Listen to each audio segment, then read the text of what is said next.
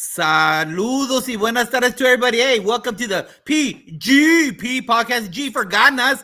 PGP podcast. Hey, Josh Tobat, Pro Principal of Memorial Pathway Academy in Garland ISD, Garland, USA. Ready to learn from each other. But today is a special kind of learning because it's from all parts of the globe. All parts of the globe.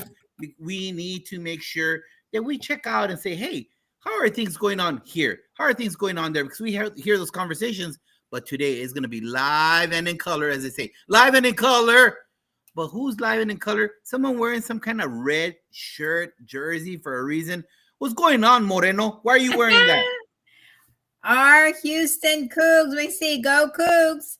We actually pulled it off, Josh, at the last second. But you know what? We beat Duke, and we're ready to move on to go take care of Florida. Now, so super excited. Moreno, first time. Dr. Moreno, this is a world, literally today, it's a world podcast. Okay? You think that people in Cameroon know what the hell you're talking about? Do you think people absolutely not? So give him a little bit more, just a couple more words of detail. So we have a huge basketball tournament in the month of March. And so all these different basketball teams come together, and then they start kind of playing each other. And then we come to the Final Four. So there's only 4 teams left. University of Houston, where I am from, where I graduated, where I got my bachelor's from, ended up making the Final Four. And here we are going to the national championship, playing on Monday. So super, super, super excited. There we go. Awesome. And good luck to the South Carolina Gamecock ladies. Hopefully they get back-to-back championship because I'm all USC. The real USC is on the East Coast, not on the West Coast. USC, University of South Carolina. Well, we're going to get started right now, Dr. Moreno, because we have some of our team members that are literally tomorrow. New Zealand, is it Monday already? Yeah, it's Monday already, right? Yeah, it's Monday. So we're having Monday, a Sunday 9 a.m. People are at Monday already, and we want to bring him in, but just a little bit of the Chinchilagua moment. So let me educate our Trinidad and Tobago Canadian friends and New Zealanders. Chinchilagua is a game played by Mexicans, and that game during family reunions, you get up against the wall and you yell "Chinchilagua y arriba boy!" and your cousins, your aunts, your uncles jump on top of you, until someone falls and cracks their head open. Oh, man. It's always fun in games till someone gets hurt. So my thought today is this. Hey, guys, it's the fourth quarter. We're at the end. And we understand that this is a time. In November, December, that's the first part. That's Hiroshima. The second part is Nagasaki right now. When their tempers start to explode, the frustration kicks in, all that. Hey, you're in the best profession out there, educator. Educator in Rwanda, educator in Trinidad and Tobago, in the Dominican Republic. You're in the best profession. The profession that creates all the other professions, education. And there are kids out there that you are their safety net, that you are their comfort zone. So please do your best. We're all humans. Trust me. Some of you might be facing, I've seen this. This is year 32 for me, Dr. Moreno. You know that. You and I sitting in the chair, we've seen colleagues, adults that go through divorce while at work. They go through separations. They're emotional distraught. Some of our colleagues go through medical conditions with their family members. Some of our colleagues face financial issues, severe ones, while they're at work. And it's hard to maintain the noise in the car. But my moment to you is, remember that kid out there, that 7-year-old, that teen parent, that kid that has a felony on his record, he needs the best version of you. And if you feel that you need that moment to just get away, call an administrator to cover your class, call an instructional aide to cover your class, because sometimes that frustration, I don't know about you, but I'm sure you face the same thing, Dr. Moreno, that the emotional distress that our colleagues face, they sometimes take it out on our kids, or they literally break down while they're teaching. Yeah. Let us help you. Tell somebody. Tell one of your PLC members, your collaborative team members, tell your administration to help you pull out, because those kids, they don't have the future. You already have a future. You already are able to pay for your mortgage, your apartment, your meals. It's our job to make sure that we get those kids prepared for the next stage. So if there's a need out there, reach out. You're not alone. That's the purpose of this podcast and all the other things that we promote, part of the Fantastic Four. You're not alone. So please make sure that you bring the best version of yourself. I know it's a hard time in public education right now, but those kids, these are the best you. What do you think, Dr. Moreno? Josh, I'm so glad you mentioned that because there's just so many things. And you know what? This economy, everything is just bad. Everything is bad right now. And so we just need someone to be able to hug, be able to talk to, be able to do that. But you're absolutely right, because that's the first thing we do is we take it on our kids. And we need to step back and reflect and really make sure that we are that we do bring our very best every single day. So so glad you mentioned that, because we need each other more now than ever. And if you're alone and you have this weight on your shoulder, talk to your administrator, talk to someone. There is always someone on your campus, or even if it's in a different campus, but you need to kind of talk to somebody and let people know so that they can support you. More people are realizing that adults trauma affects everybody. So please, please, everybody out there, please reach out to someone, reach out to a friend, and contact your PLN. That's what we're here for. We're here to support each other. We got your back. And if you need that little refresher, check out episode 43, our happy show number 2. Happy show with all the Edu stars that were invited here during that show. Hey, happy show number 3 is around the corner, and that one is filled again. Boom, a bunch of Edu stars, because we've all sat in your chair. We've all been in your cafeteria. We've all sat in those desks. We've all done that. You're not alone. But let's learn about other people. Let's make sure that we bring in the world. We are the world. There we go. Welcome to our awesome guests right now. Thank you, everybody from literally all over the world. But right now, I'm going to hand it over to Dr. Moreno. Take it away. Thank you, Josh, and thank you, guests. I am super excited. From a person who does a lot of traveling around the world, I've gone to 14 different countries to learn about education, to learn about how students learn in so many other places of the world. Because in America, we have students from all over the world, and our educators need to hear how things are in other countries. So I'm just super excited to have you guys on our show today. But before we get any further, I need everybody to know, one, who you are, right? Please tell everybody where you are chiming in from, right? What country? I want to know what time is it there too, because this is amazing that some of you guys are already dealing with Monday. And so, so please tell me the hour. What time is it in your country? So tell the audience about yourself, and then give a brief summary of the different roles you served while in education. And we're going to go with you, Dr. Harvey, first. Yes, buenos dias, atamarie, good morning from Aotearoa, New Zealand. I'm based in Waihalikiki. That's the back of my house there as a photo, not next to the winery. And in terms of my serving in different parts of education, so I've kind of moved from being a science teacher more into the EdTech space. So I teach a little bit of electronics at the moment, but I'm also Director of Innovative Learning at my college, Marlborough Boys College here in Waihalikiki. And what time is it in New Zealand? Oh, it's good morning, 9 a.m. So I've just started my working week. 9 a.m. Monday morning, right? Exactly. Awesome. Yep. Awesome. Thank you for sharing. How about you, Miss Ranu? Hi, hello. I'm from Trinidad and Tobago. I'm a principal of a primary school. I've been in the education system for 31 years and principal for 11 years.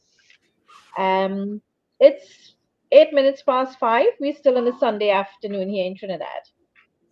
Sunday afternoon. Okay. And Mr. Tim Stevenson. Hello. I'm in British Columbia, Canada. That's the west side of the country.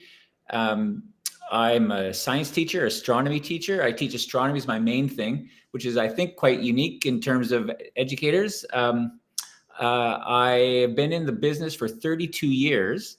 And I believe I can safely say that I'm now in my last 2 or 3 months of my career. I'm planning to retire June 30th. Yeah. So how about that, eh? And it is presently 10 past 2 in the afternoon, Sunday afternoon. Okay. So not too crazy just yet, right? You're still on Sunday. Awesome, guys. It's just such an honor. So we just to kind of recap, New Zealand, Canada, and Ranu, where were you from again one time? Turks Trinidad. and Caicos? No, Trinidad. Let me write my notes here because okay, got it. Thank you guys. I appreciate it. And I'm looking forward to hearing more about the education system in all of your countries because I haven't been to either one of them. Hey, Ranu, teach me. When I've learned Trinidad and Tobago, we don't mention Tobago, or is there something that I don't know there? So it's Trinidad and Tobago. It's 2 separate islands. So I live in Trinidad. I live and I work in Trinidad. So Tobago is another island. So when us Westerners, whenever we hear Trinidad and Tobago, you guys identify yourself as either island only? Yes, when you would get that, you would get Trinidad and Tobago. But if you ask me where I reside, I would tell you I live in Trinidad. Okay, but got it. When you look into the Caribbean, okay, so what island are we in the Caribbean? Trinidad and Tobago. Got it. Okay, got it. Okay, because you Interesting. said Never knew that. okay, you said something. I'll go. Am I hurting someone's feelings? All right, got it. Perfect. Thank you very much. I try to be as sensitive as I can, but I'm kind of gruff sometimes. All right, so we just make Trinbagonian, Trinidadian. So we're a bit. Got it. It's a bit of both. All right. So there's like a minor delay amongst both of us, or the whole panel. So once we're done talking, let's make sure that we stay a little hum so that we don't step on each other's words or whatever it is. So let's start off right here. Let the world know, Ranu, why did you get into education? What inspired you? Now, we don't need to have like a whole dissertation, a whole day, but just what inspired you to get into that? Because there's so many questions that I want to know, and I know Dr. Moreno too. What motivates you to get in there? Yeah, I started off working at a family business initially, and my love for children and being able to know that I can contribute in developing the impressionable minds of these young students drive me into the teaching profession. Awesome. Canada. Yeah, in a lot of ways, I didn't really realize why I was getting into teaching until I was finally there. I was inspired to get into it by some classmates who said I was good at explaining things. Why don't you think about being a teacher? And it was then when I got into the profession that I realized that how much I enjoyed it. And as you said earlier, I realized that teaching is the most important profession there is as we inspire the future. And I wanted to be a part of that, but I didn't really realize it until I was finally in it. Perfect. Doc. Now, I know that they say Australia is down under. Do you guys have a phrase in New Zealand? Yeah, well, the Aussies take on down under. We're just the shaky isles next to it, but yeah, it's fine. Yeah, so the reasons I did, I think it's kind of encapsulated in the motto of the first school I taught at. I'm not a religious person per se, but I taught at a Catholic school, and its motto was to love and to serve. So I believe public education is a cornerstone of a liberal democracy. So that's the reason I serve, in order to maintain a liberal democracy in our country. Beautiful. Thank you for sharing that. Big shout out to Nick Edwards. See his Self-Reflection Friday on X. Also, so that you all know, we do have another guest, but he is in Cameroon, Africa, and he's having technical difficulties with Wi-Fi. He's right there. He's on YouTube. He's watching it. So he's here in spirit. We just can't see him. We'll make it up for number 2, roundtable number 2, brother. I'll call you out. And Constance Sherrard, thank you for being here, part of the Fantastic Four family. Remember, this show is part of 4 shows. Number 1, Coach Hurt at 10 o'clock on Saturdays. Number 2 at 10:30 with Shika and Tammy. And number 3 with Principal Cafe El Jefe, 10:55. And we're the bookend, the closing end of the Fantastic Four. All right. Take it away, Dr. Moreno. Oh my goodness, you guys. I think everybody's just fascinated, right? About just the fact that we have so many people hearing that from us around the world. But let me just tell you, I want to know, and we all want to know. I've been to Africa many, many times, and the education system is very different. So this is one of those questions that we all want to know, kind of to go a little deeper, just knowing a little bit about your background.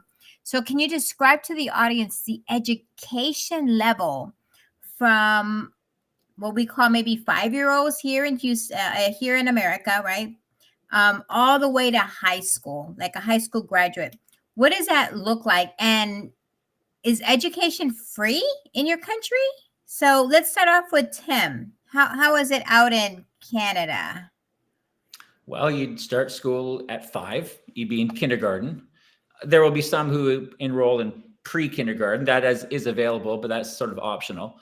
They would be in their primary years, K through 4, I suppose, 5, 6, 7, into 8 even. You might call that middle school. There are some schools that are designated just middle school. We have 6 through 8 in a school. And then I guess officially grade 9, although in my school, grade 8 is the beginning of my high school. So my high school is grade 8 to 12.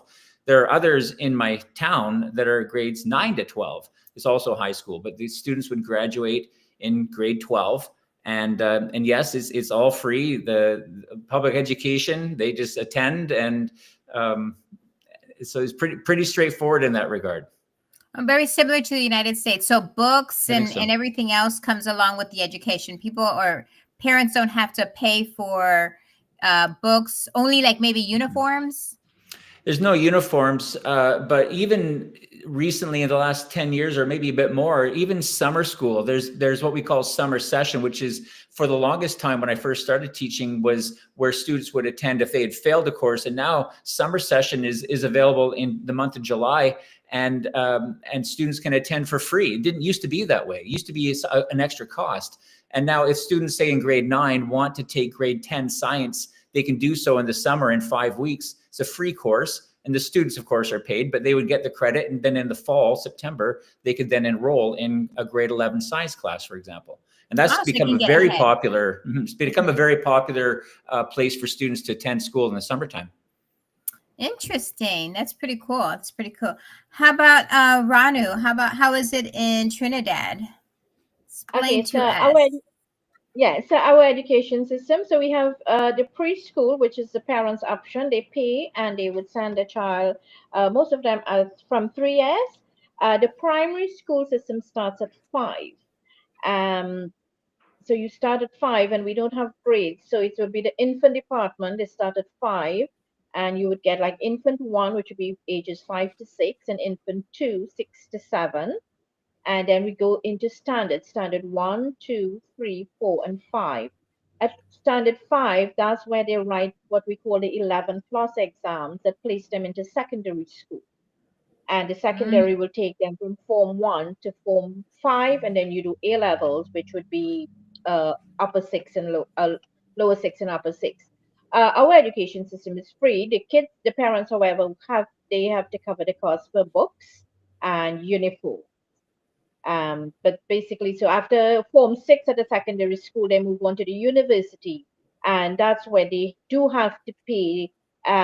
Some pay a percentage. We have what we call GATE, which is partial government funding, depending on the parents' income.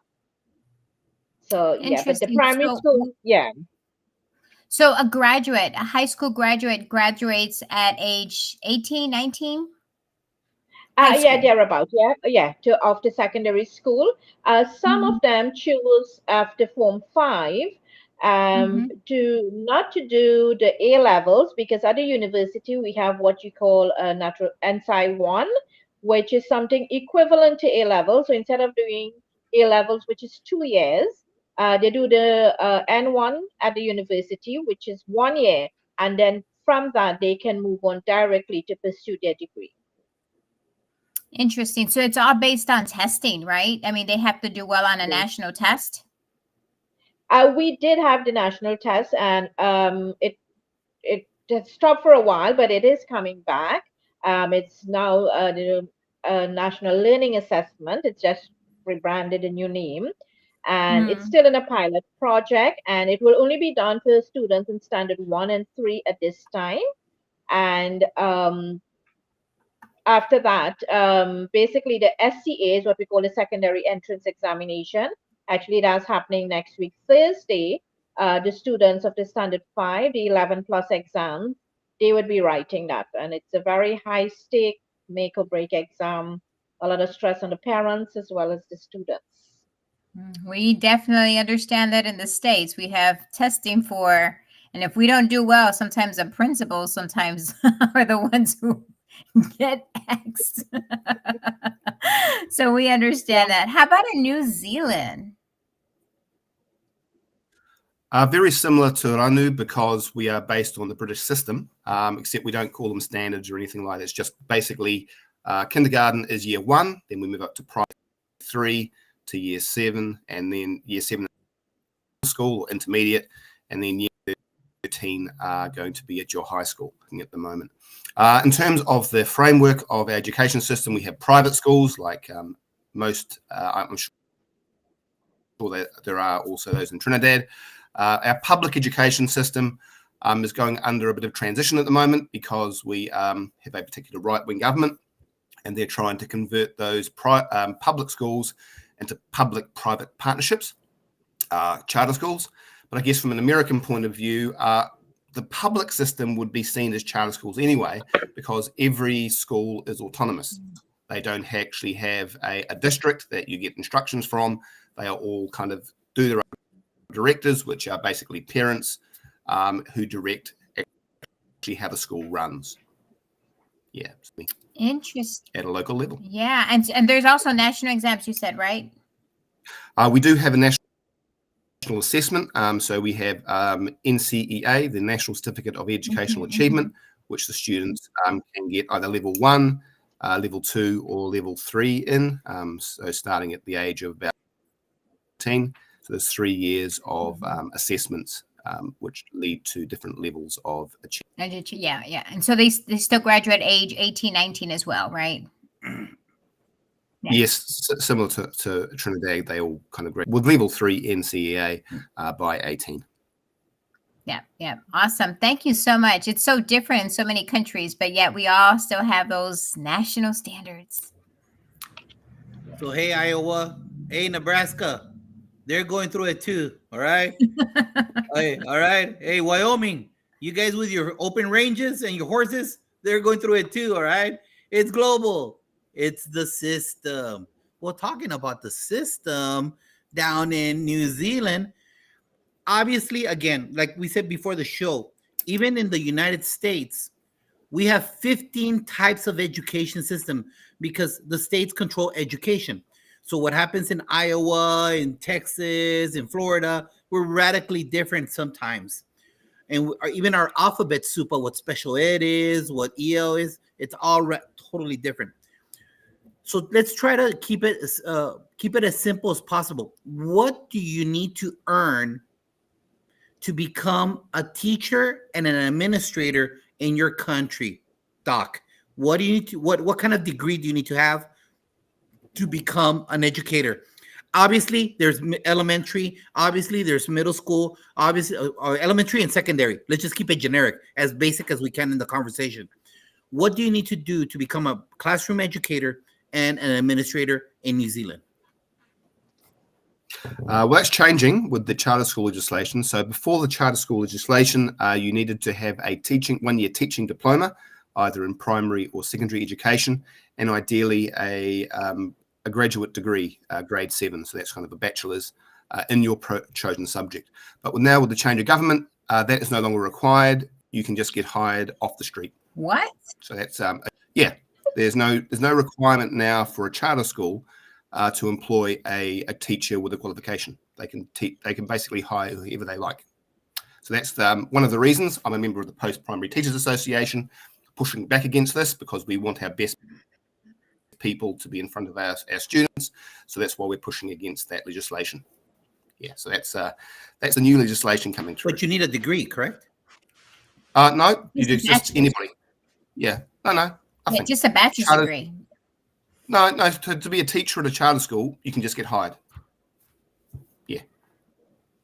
Yep. So it's as did I shocking get that to right you as though? it is to me.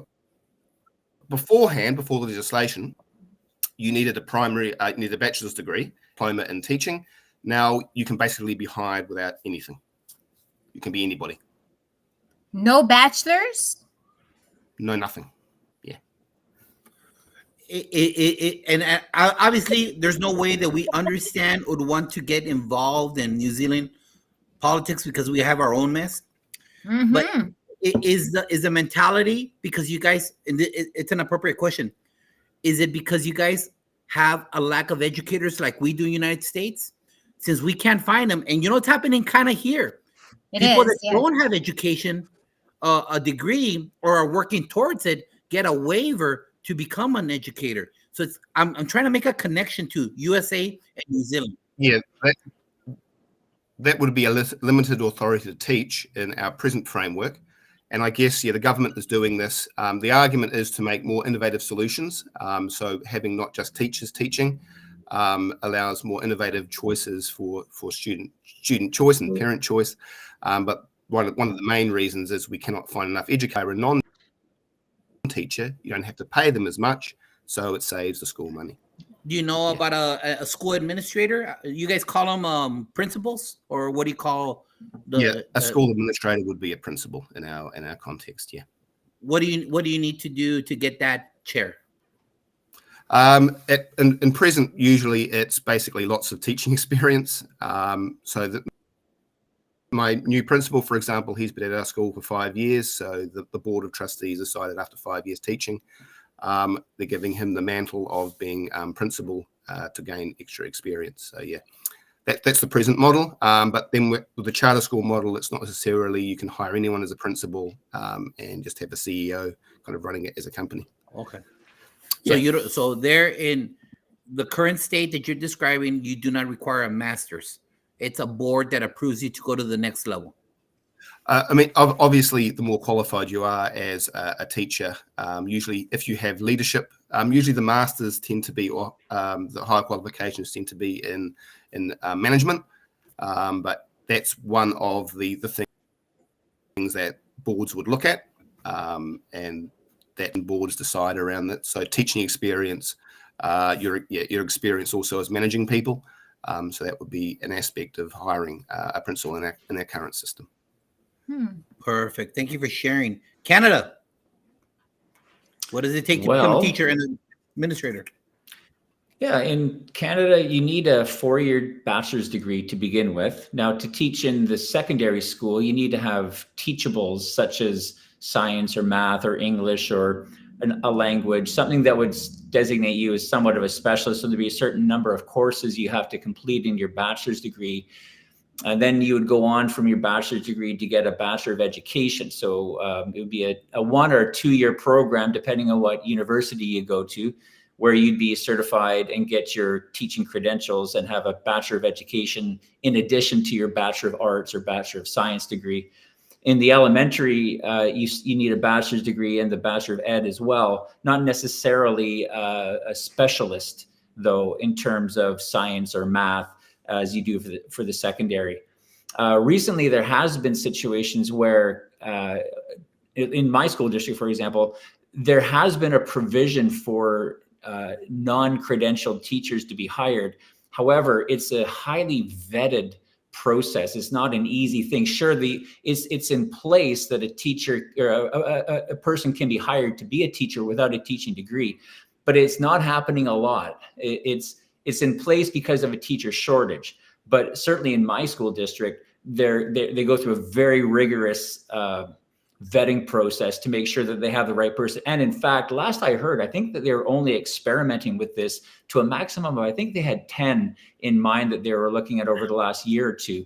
So certainly not on a regular basis. And I don't think anybody in my district would describe it as anybody off the street could apply. I mean, sure, you could apply, but you won't get the job. But for the most part, it's very true. We have a very, very high shortage of teachers. There's a lot of classes go unfilled. So if anybody's looking for work, I'm telling you right now, British Columbia and across the country of Canada, there is a shortage of teachers. Kids are walking out of university straight into full-time jobs. Wow. And what would be is there, again, I'm trying to equate it. Is there like you guys have provinces, right? So does your province Department of Education, I guess I'm just using terms I understand, are they the ones that certify you to just take the classroom? That's right. So the Ministry of Education in each province would certify the graduate from the Bachelor of Education program. And you can teach in other provinces. However, even there, if I were to teach, say, in the province of Ontario, I'd have to go through some pretty significant paperwork just to make sure that my credentials are on par with the Ontario requirements. Generally speaking, across the country, all provinces, the credentials are equivalent, but they still require a fairly significant amount of paperwork just to prove that you've been through the program. But otherwise, you probably wouldn't have too much of a difficult time getting a job from one province to the other without a little bit of paperwork. God, and what about for an administrator? Well, the administrators are generally taken out of the teaching profession. So these would be teachers who, for the most part, indicate to district staff that they have an interest in becoming an administrator. So they would make this desire known. And certainly in my district and many others, there are kind of like leadership mentorship programs. So for instance, if you wanted to become an administrator, which we call principals and vice principals, you would probably attend for a year or two a bi-monthly mentorship program, and you would become the pool from which is hired the administrators. So when positions open up, you would see them and you would apply for them, and you'd go through a fairly significant interview process, and you'd probably get hired. Interestingly, there's almost as much of an administrator shortage as there is a teacher shortage. And so, but generally speaking, they want to see you have some leadership, maybe some department head positions, some coaching, some that sort of thing within the school. So you've demonstrated some leadership qualities, and you've gone through the mentorship program, and you probably get hired once you've gone through the process of interviews. Got it. What about in your beautiful utopian island, Ranu, to become a educator and an administrator? Okay, so yes, combined, we would go with just 5 O-levels, while at least maths, English, and you must have one science, probably physics, chem bio, or human and social biology. And you would go through, so you start teaching with that, and then after about 3.5 years, then you go into teachers college where you would obtain your teacher's diploma. And so that's a system I would have gone through. Now, in order to become a teacher, you must have a degree in order to become a teacher in primary education. So for the system that I went through, so after becoming a teacher, I would have pursued my degree in educational administration. And it depends. So our system to become an administrator. So now, in order to become a teacher, you must have a degree in primary education. To step into administration at the primary level, so if you're in a school with a population less than 400, you would have a position, what we call a senior teacher position. That person sometimes is attached to a class, sometimes not. And so that's the stepping stone where you gain your administrative experience to be promoted. As one of the requirements to be a principal, that you must have at least 3 years in an administrative position. So the senior teacher would allow for that. In schools that have more than 400 students, you have what we call head of departments and vice principals. So those are the positions that would allow for administrative experience, the 3 years, and then you become a principal. To become a principal, one of the requirements is that you must have a degree in educational administration. Having a master's is is a plus, but the requirement is you must have that degree in educational administration. My situation was Is that a bachelor's or is that a master's? a bachelor's in educational administration. Okay. My unique was I had my bachelor's. I was still a teacher after completing my bachelor's, and the principal retired and the senior teacher retired both at the same time.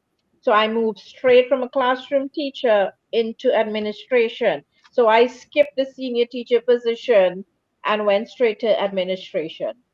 So yeah, so that's how the system works at the primary level.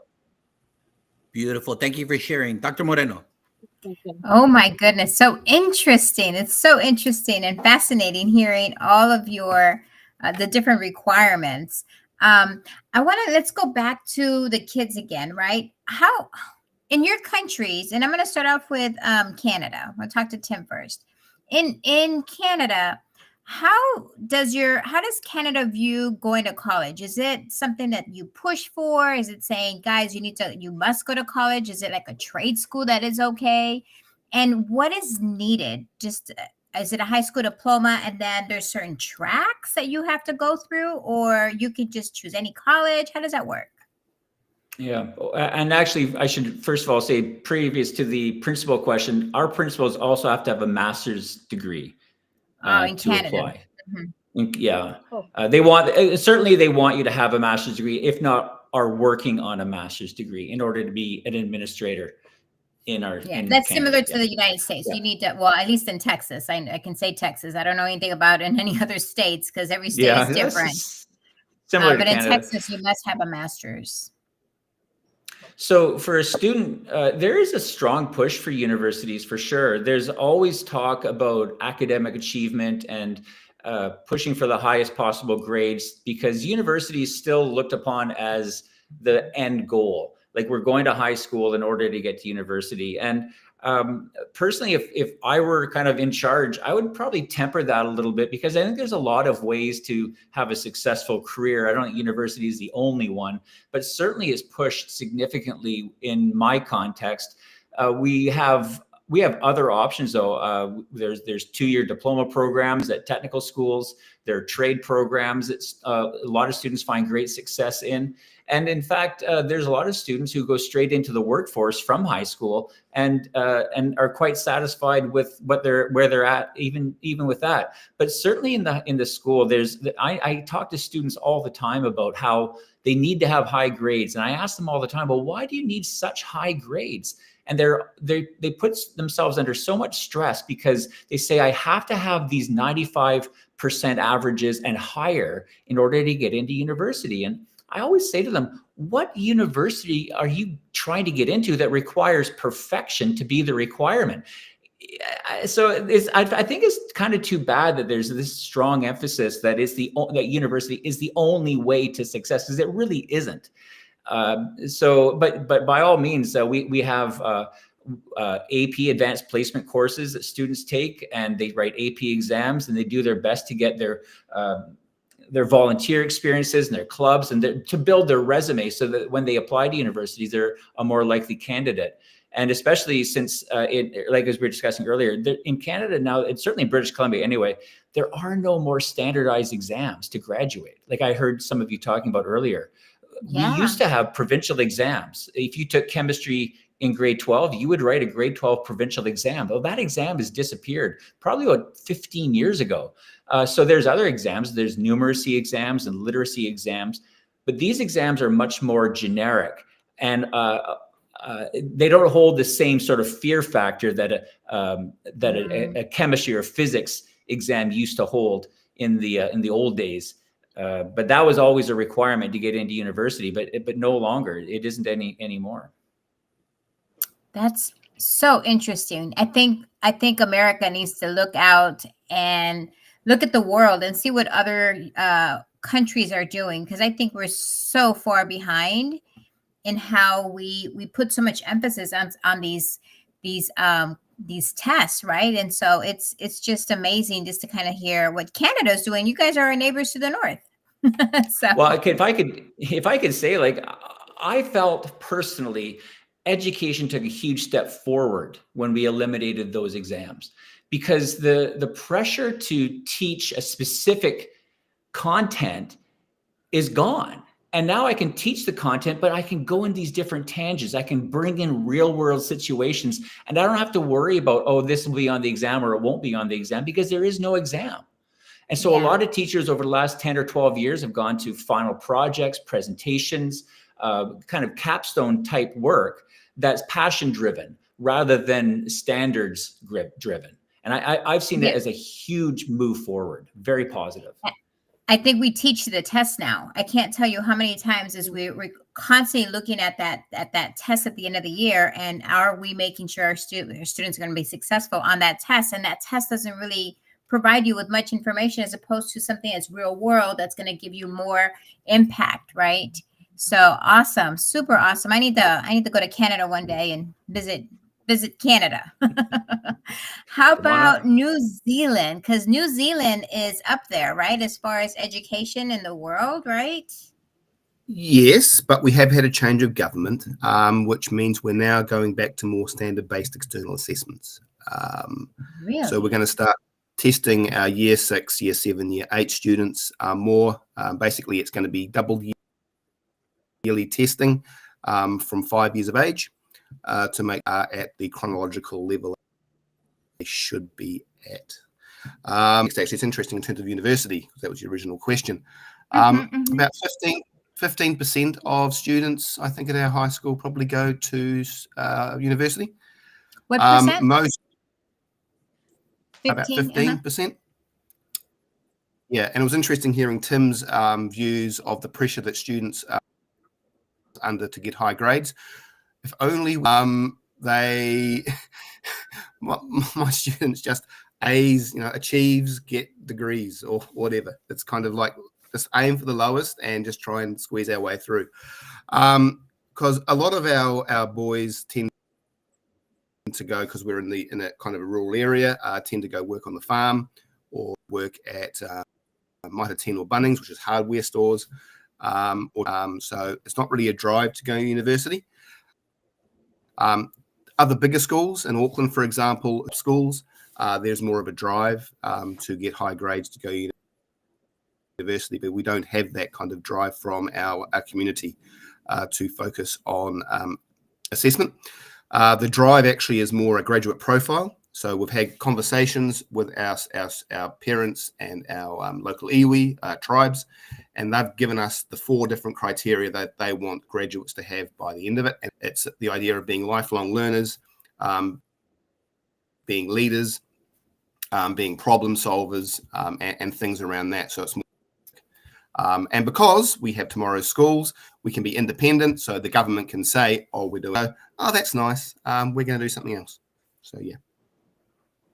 Wow. So you have the leeway then to do what you think is best. Is that what you're saying? Yeah, because we still have the autonomy of our board of trustees model and independent school model to do what we want for our community. Wow. Yeah. Wow. That is so cool. And I bet your teachers just love it. Well, different, because the older teachers tend to think, well, they need to go do more exams. There's no rigor in this. Whereas seeing the students as humans, not just basically exam robots, I mental health and better for the students. Yeah. And that's what parents are saying anyway. Okay. What about in Trinidad? I'm sure it's very different there as well. Very rigid, and I love, as Tim said, it's the fear factor. We are academically inclined. Our system was adopted from the British system. So yes, we took multiple intelligences and everything else, but at the end of the day, we do a paper and pencil test at the end. So for the 11 plus at the primary school, as I mentioned earlier, we have the secondary entrance examination, and that places students into the secondary school system, and it's all based on their performance at that exam. They are tested in 3 areas: mathematics, English language arts, and that's a grammar structure paper, and creative writing.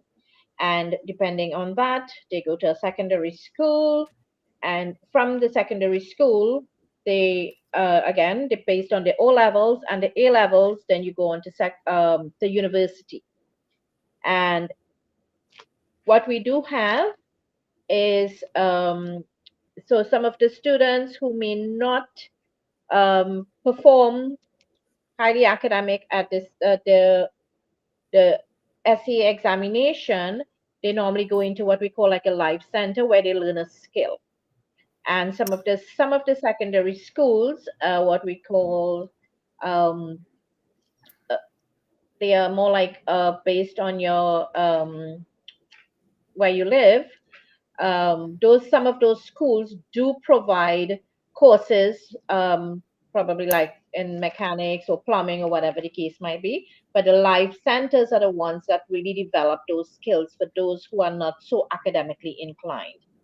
And the system, like I said, so it's heavily academically inclined. We rarely cater for those students who are not so academically inclined. It's really a sad situation with regards to our education system, because everything is academic and it's a fear factor of having this exam. And as I said, the SEA exam is a make or break exam, and you look at the performance, and yeah. So basically, that's it. So it's based on those Yeah. performances that will determine if you go to the university or if you go to like a trade school or something like that. Yes, at the SEA level, yes. At the SEA level, you go to you are placed in a secondary school based on your results, and one of the places that from based on your results, you can be assigned to one of what we call the life centers that will teach you a trade, and then we may have those dropouts because my parents can't afford to send me to the trade center, which is probably far from where I reside. So you have the dropouts who would just go learn a trade, and then they go to the secondary school and they are faced with all the challenges there. So you 30% and you go to secondary school and you are faced with all the challenges.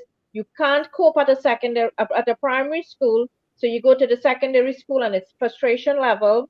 And that's where we have, the kids dropping out at that level as well. Because in Form 3 at the secondary school, they are faced with another exam before they write the O levels. So, like I said, we are academically inclined throughout its exams, and that fear factor that we can continuously instill in the kids. Wow, Josh, dropouts. Did you hear what she said? Wow. I mean, I guess it happens in other countries too. All over. All over. Hey, someone has to go teach a class. How dare he be Monday? It's Sunday, sir. It is Sunday, sir. How dare you be ahead of the clock? I want you to finish this. This is your drop mic. You can't do the Échale Ganas questions, but I want you to answer this question. Fill in the blank. Dot. Here it goes. If I was in charge of the education system in my country, I would blank to make it better for kids. I would put students at the heart of it. So that's the key. It's about developing those relationships. It's basically listening to them what they want rather than trying to impose our system on them. So it's basically just. Awesome. Thank you for being here. We Thank know you have to go reach your kids at the door. Thank you for being here. Appreciate you. Okay, yep. God bless you. Thank you. No worries. Have a great Monday. I will. Bye now. Bye. All right, guys. Let's my question to you all is this. Like I said, there's no way we're gonna do any of these questions really justice, because you're laying foundation in our brains and we're trying to equate it. We find the common stuff, but I'm like, level 1, phase 3, phase 2. I'm like, oh wow, what does that mean? So just like I said before we started the show, just superficial on the very top. I'm gonna ask you this question. We'll start off here with Tim in Canada. How do you address the different needs of your kids? So I'm just gonna use 3 different topics. Welcome to Melissa Jones-Chunu from Tulsa, Oklahoma. Todd McKeever Jeever. Nice seeing you guys here. Fantastic 4 family members. Tim, and we don't have to get into the weeds because we wouldn't do it justice. But I know in America, like for us here in the state of Texas, we're right on the border, okay?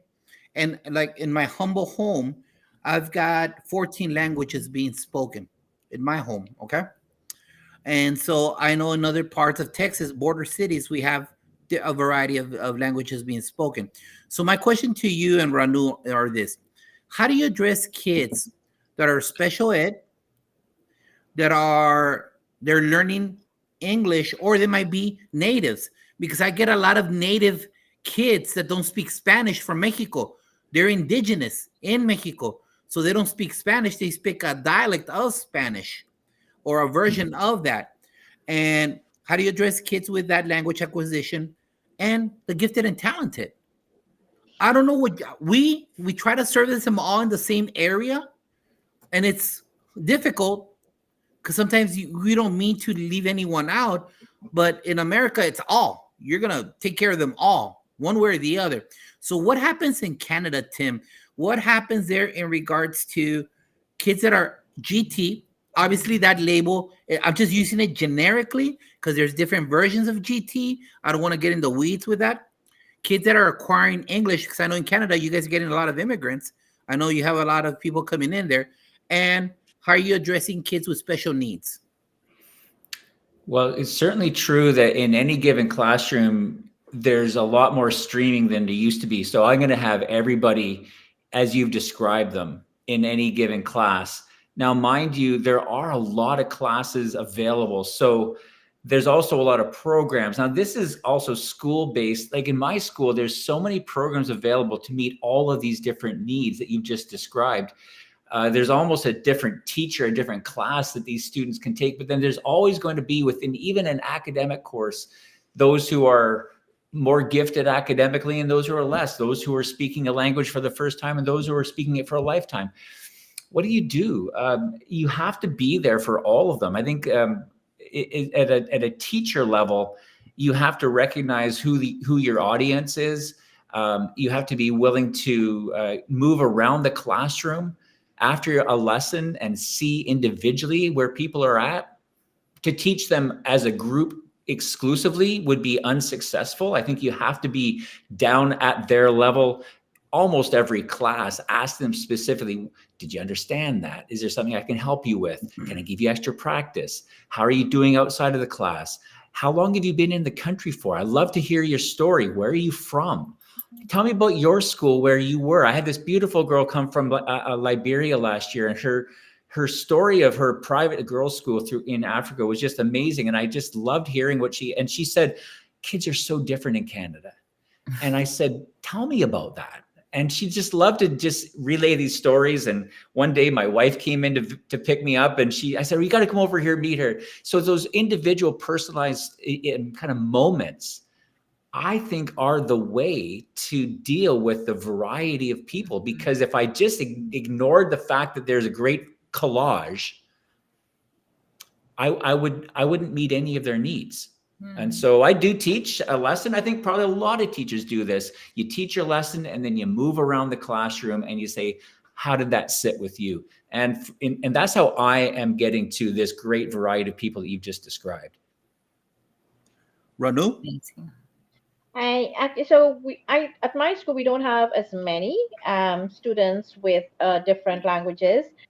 We do have an influx at the moment with a lot of Venezuelan in the country, and certain schools. Really? Yes, we do. It's been a while now, and the government has recently made provisions for the Venezuelan students at certain schools. My school, unfortunately, we are not one of them.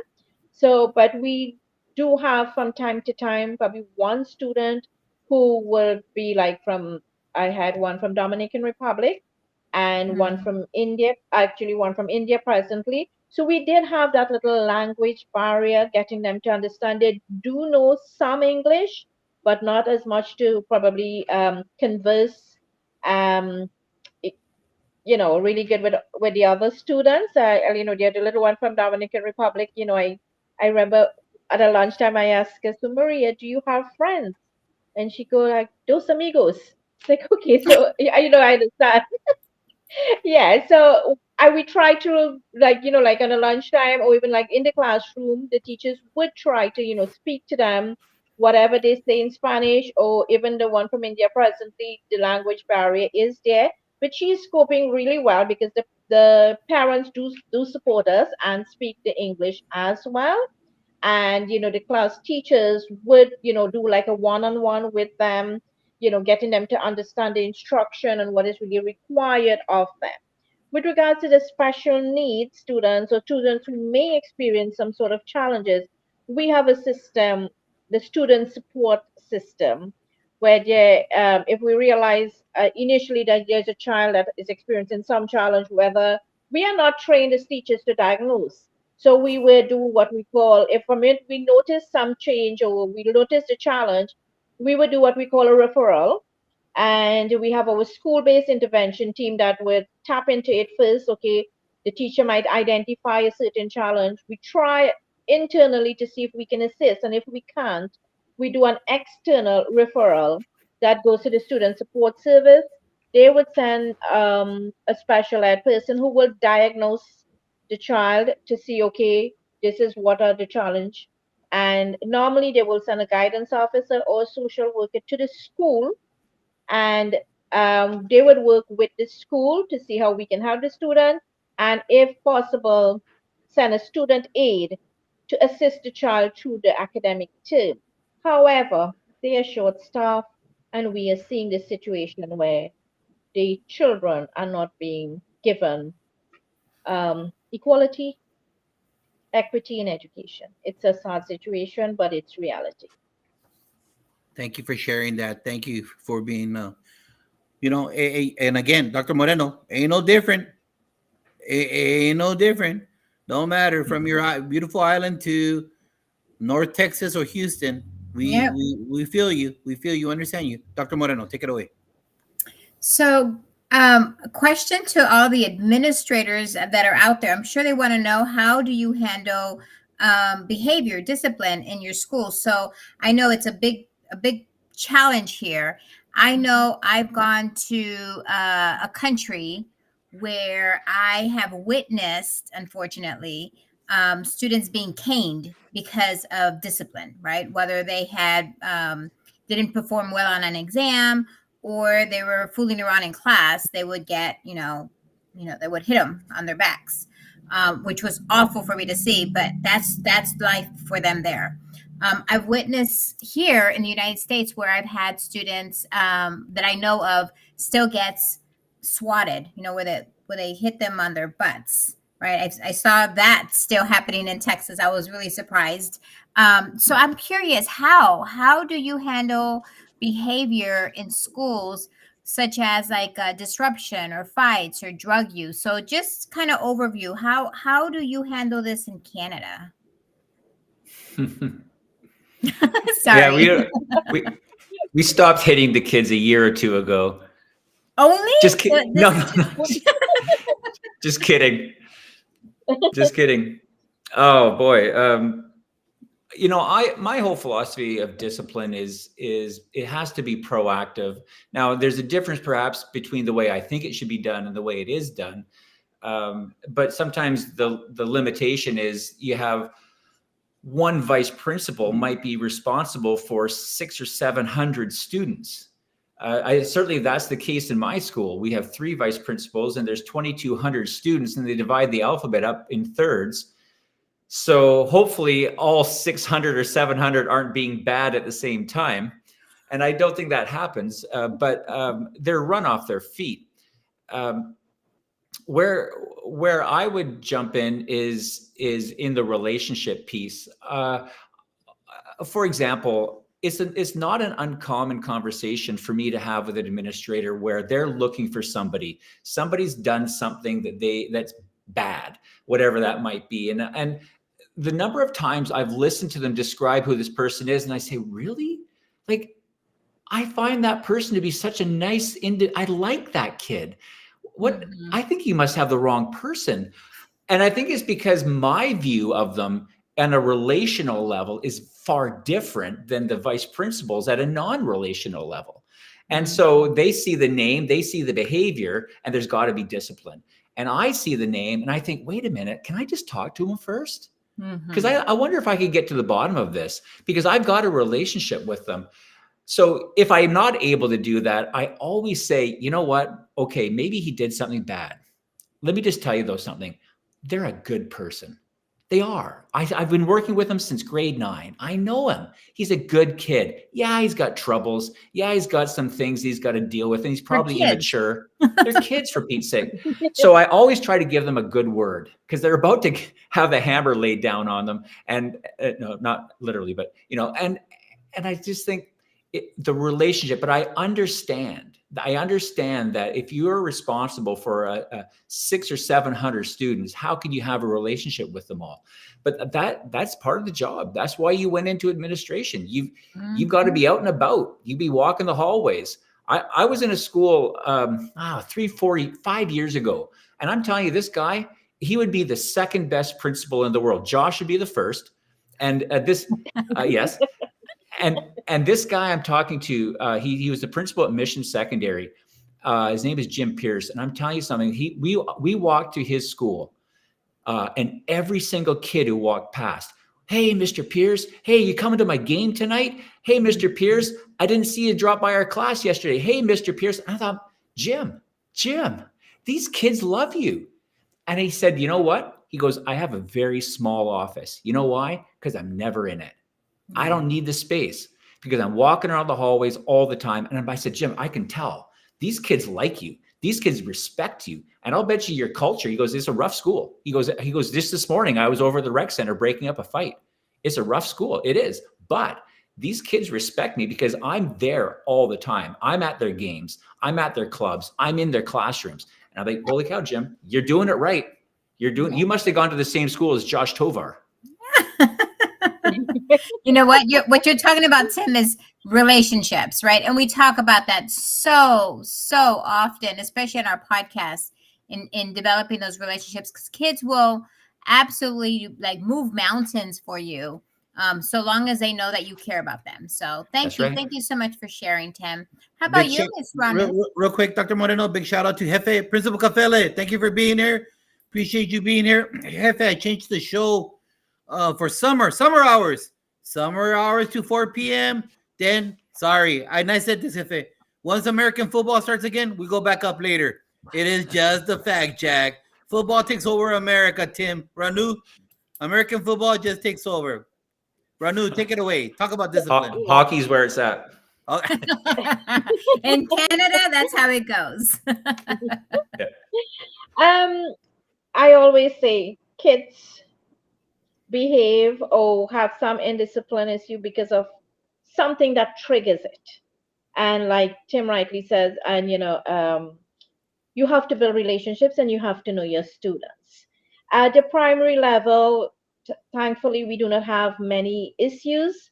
And again, it depends on the school and the school culture and the context of the school. My school is a denominational school, and we do not have as many. Yes, we would have the little push and whatever, kids would be kids. What we try to encourage is like a lot of lunchtime games and activities that will have the students actively together playing their games. And what I try to instill as well is while they play the games, yes, they will have the little differences. So it helps with conflict resolution as well. You show them, okay, yeah, you're playing a game of chess or you're playing a game of Ludo, whatever it is. They might have some disagreement and then one might want to leave. So we try to actively have them engaged during the lunchtime to avoid any fights or hits or whatever the case might be. We don't do corporal punishment. Many years ago, not only a couple of years like Tim, many years ago, we stopped the corporal punishment. So we have to find ways. And like Dr. Marina said, you do have to build relationship and you have to understand your students. Know your students. If you know your students, you would know what are the challenges that they are facing. Some of them did not sleep the night before because, some issues at home, some parental issue, whatever it is, divorce, separation, alcoholic parents. You do not know what the kids are going through. And they come in school and some of them lash out. Some of them come to the school looking at the teacher, going to the teacher to get that comfort and to get, okay, I don't have that. My mom is always busy. She comes home, she's tired. So they come to the school and, they might look at their teacher to give that motherly love and comfort. So knowing your students, building that relationship with your students definitely will help. And like I say, a teacher might very well point out this child is forever given issues, but that person is a different child. And, there's always a good in someone. And you look at that little bit of good, whatever it is, and you build and develop on that. Absolutely. I tell people all the time, there's always resistance sometimes between the child and the adult, right? But it's our job to make sure that we chisel our way through those challenges and making sure it's just they don't trust us. That's the thing. They don't trust the adults just yet. So it's when you finally kind of chisel your way little by little, kind of breaking them in and letting them know that you care, because they're going to tell you, Miss, you do too much. Leave me alone. Quit helping me. It's that nagging that they tell us that we keep on doing, but it's not that we're nagging, it's just that we care about them, right?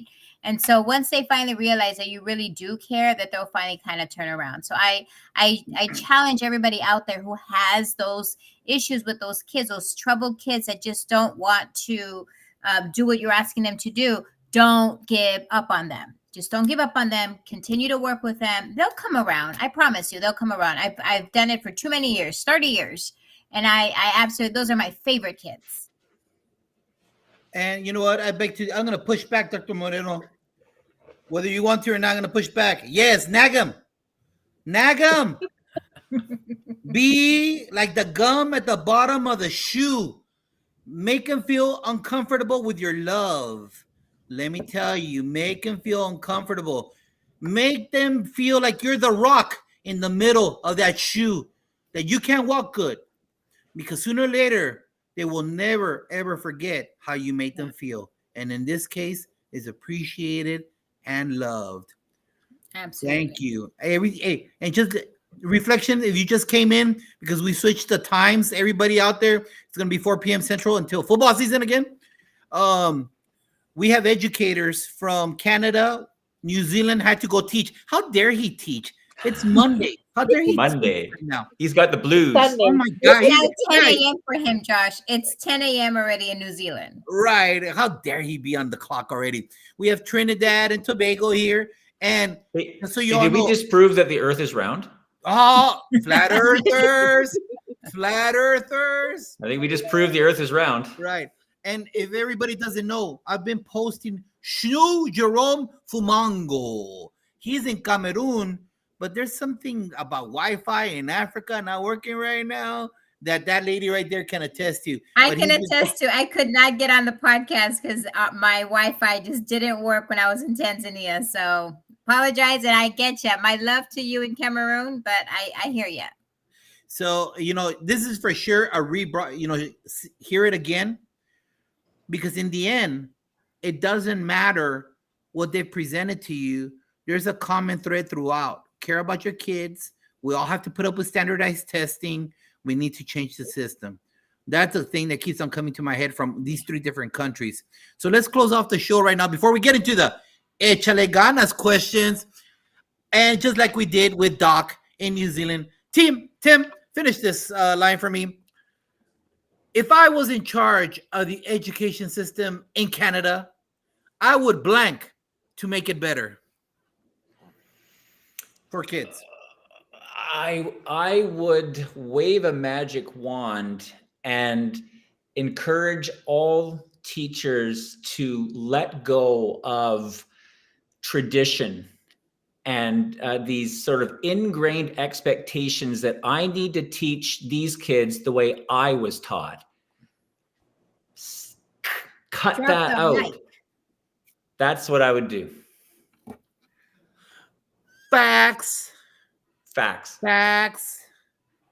Ranu, here we go. If I was in charge of the education system in Trinidad and Tobago, I would blank to make it better for kids. I definitely going to remove all standardization tests. One cap does not fit all. Come to British Columbia. I can. I have a master's. I can get a job, and my master's is from the University of New Brunswick in Canada. Yes, there you go. We did it. There you go. Hey, Shika Houston, right there in South Carolina, just agreed right there of what you just said. hey, guys, you're Hey, why hearing do all teachers say that, and the people who are in charge can't get it in their heads? You know What's the deal with that? You know what, Tim? My 2 cents on that, and obviously the show never gets to that ground. But once we decide to really pull our votes together, and we really go out and we exercise our right to vote, but until then, it's not going to happen. Educators really don't have a strong tradition. There's a strong lobby in America. I don't know about Canada, but you guys have a strong union system. I don't know about Trinidad and Tobago or New Zealand has a strong union factor. But if we don't all get together and agree on stuff, we're going to keep on voting. And you know what? What's the definition of insanity? Do the same thing over and over again. And what are we doing? And so I know that Chica was telling me she's part of the Fantastic Four. South Carolina, I think the average salary, and I'm not even going to talk about Trinidad and Tobago, but in South Carolina, the average teacher is getting like $40K starting. $40K. That's peanuts. There's teachers that have a bachelor's that have to get a second job driving at Amazon. But then again, starting teachers here in the DFW in the Dallas-Fort Worth area starting at $64,000. Tell me that's not a disparity right now on the same degree. Yep. So, but we're not voting for the best interest of the system. Does that make sense? And even though you're always voting one way, I don't know, Mari, if you agree with me, but if we're always voting the same thing and we keep on getting the same thing, that means that we have to change our vote to the opposite thing. And the thing is, we're binary. What sucks is that we don't have a third choice. You guys, and I don't know about Trinidad, I'm ignorant about your politics, but I don't know, you might have different parties, different political parties. And again, we're not getting into politics, but we have a binary selection here with power, air quotes power. Mm-hmm. And so if we're not voting together in regards for the common good of the teacher in Wyoming, Iowa, Washington, North and South Dakota, hey, those teachers, South Dakota is getting money because no one wants to go teach. No one wants to go to minus 35 degrees. I know Ranu wants to go work in South Dakota with all that snow, but people don't want to do that. So I don't know. What do you guys think about that? You know, Josh, I think when we shut down for COVID, this is the only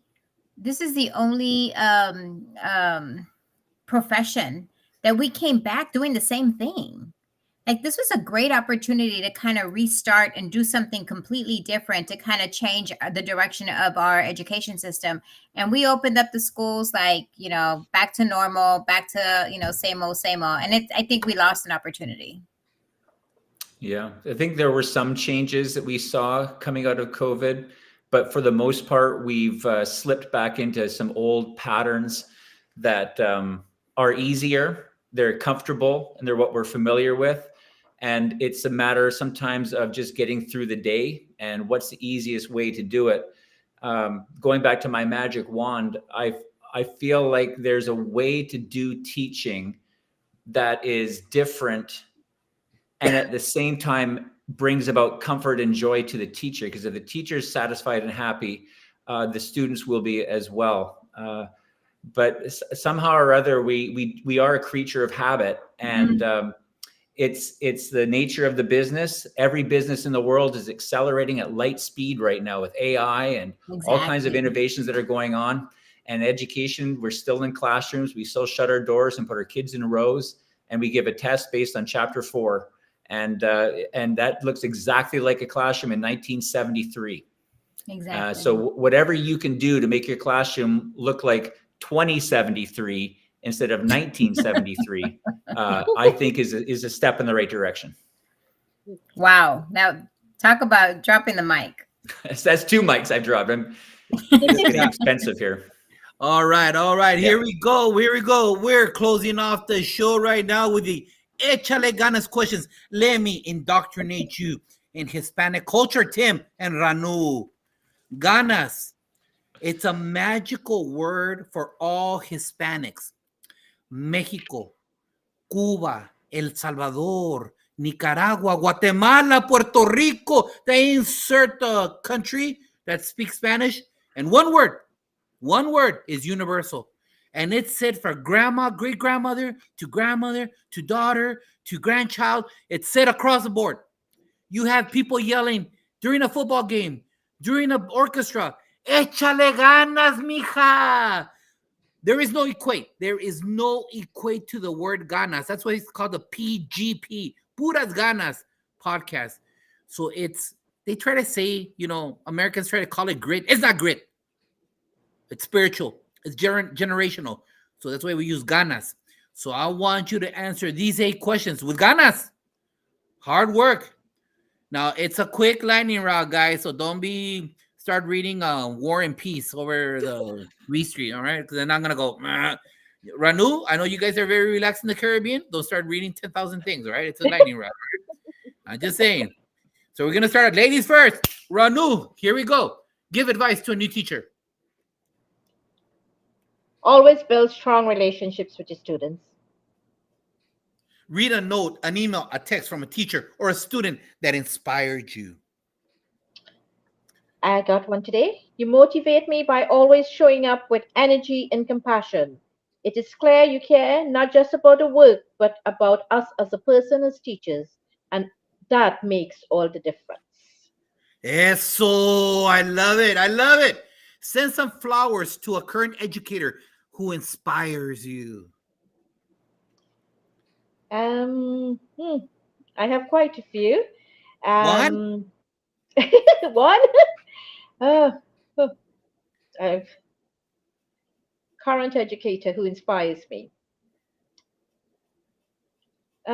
Principal Kefali. I listen to him a lot on a Sunday, and okay, so you say one, so I'll go with Principal Kefali for now. All right. Jefe, if you're still on the call, you got some love sent your way over there in New Jersey. Name one person people should follow on social media. Apart from the MPH Jaguars, John Maxwell, my leadership guru. Thank you. Very kind of you. Thank you very much. Name one song that embodies your spirit as a person. One Moment in Time by Whitney Houston. Yes, and I just want to add, because each day I live, I want to be a day to give the best of me. What is your favorite quote? Mahatma Gandhi's quote: the best way to find yourself is to lose yourself in the service of others. What is your favorite cheat food or sweet? Tiramisu. Oh, la di da. All right. What's your favorite TV show or book? I'm not much of a TV fan, but Robin Sharma bestseller, The Monk Who Sold His Ferrari. Oh, new one right there, Dr. Moreno. Jot it down in your notes. All right, thank you. That's perfect. How can people reach out to this awesome elementary administrator in the islands of Trinidad and Tobago? Okay, you can find me on Facebook, Ranu Maraj, X at Ranu Maraj, IG, Ranu.Maraj, email ranumaraj@gmail.com. Woo! And her pictures when she's out in her country, que bonito. I love it. Awesome. Here we go, Tim. Here we go. Give advice to a new teacher. Teach them like you'd like to be taught. Read a note, an email, a text from a teacher or student that inspired you. Colleague of mine, Andy Miller, he sent me a text recently that said, "Are you available for lunch? I need to feel inspired. We need to connect." And I love it when teachers reach out like that. Send some flowers to a current educator who inspires you. Yeah, I'm going to go with Lee Martin. Lee Martin teaches in Ontario, Canadian high school, middle school teacher, and also university prof as well. Mr. Martin EDU on Instagram. Very inspiring teacher. Name one person people should follow on social media? Well, that was the guy. Okay. Lee Martin. Okay. Got you. What's one song that embodies your spirit? One as a person. One. Lift My Hands by Forrest Frank. All right. Do you know the one? No, never heard that. Forrest Frank, man. He's all the rage. He's the latest in Christian music. Look him up. There you go. What's your favorite quote? How about this? Don't let perfection be the enemy of good. Love it. That's What is your advice fa- for new teachers. Facts. What's your favorite cheat food or sweet? How about crackers and cheese? What is your favorite TV show or book? Well, I'm going to go with book. I'm going to go with this one. This is Wayfinders by Wade Davis. So you can't see that, but Wayfinders, the Wayfinders. It's all about ancient wisdom and how it matters in a modern world. Wade Davis is the author, and he's an anthropologist. Brilliant book. And how can people not only reach out to your 30 plus years of experience in Canada, but you need to talk to them about there's this kind of thing known as a podcast that you do that you have like 7 gazillion episodes. Let them know. Okay, so I have a podcast called Science 360, which is on Apple and Spotify. Lots of episodes to do with teaching science topics. I also have a YouTube channel. It deals a lot with astronomy. So that is called Science 360 Beyond the Sky. It's a YouTube channel.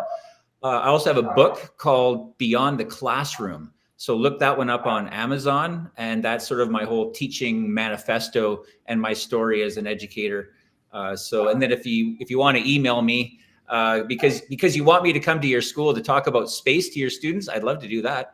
astrostevenson11@gmail.com. Awesome. Great. Man, this is a rewind show. You got to go back, find out. But in the end, we're very blessed that you brought the knowledge from your countries, because you know what? One little screen has connected a bunch of continents. And that's the type of experience that we need to make sure that we provide our awesome scholars in our classrooms. Shu Jerome Fumango, thank you very much and he's still giving the questions out there. The answers, have been putting them up on the screen. We'll get you on the next show. But remember, everybody, you choose to be alone. Hey, Nebraska, if you feel tired and you feel bummed and you want to quit education, hey, South Dakota, hey, Wyoming, hey, Idaho, you choose to be alone. Look at this. This is a prime example. I've got the Caribbean, I've got Canada, we have Africa on, and we had New Zealand on. And all I did was reach out to people right here. That's all I did. Hey, you want to come on the show? You want to talk about what's happening? That's all it took. Because they need to share the same commonalities that we have with kids across the globe. Plus, my objective is to make sure I connect everybody. And this is another example. All over the world, you choose to be alone. You don't want to be on social media. Don't click on any negative stuff. Because if you click on one political thing, then that algorithm is going to follow you. But if you click on Tim, you click on Ranu, on Mari, that's all you're going to see. That's your whole algorithm. It won't change. Only if you choose to click on something negative, then it'll start configuring it. Mm-hmm. I present that to you because I've been on social media since the early inception of it. And I'm letting you know I get nothing crazy. So you're not alone. You could reach out to the Caribbean and say, please send me a picture of whatever fancy drink you're doing right now at the beach. Or if you want to see someone work out, go, Tim, please, when you're shoveling out all that snow, show me your bicep after you're done. That guy, I bet he has those guns. He's got Hulk Hogan guns. He's got guns. Because it's not easy to shovel. If you're in Africa, I'm sure that cat's going to send you some crazy pictures, because I've seen pictures he has out there. We're not alone. We have the world literally. In our hands.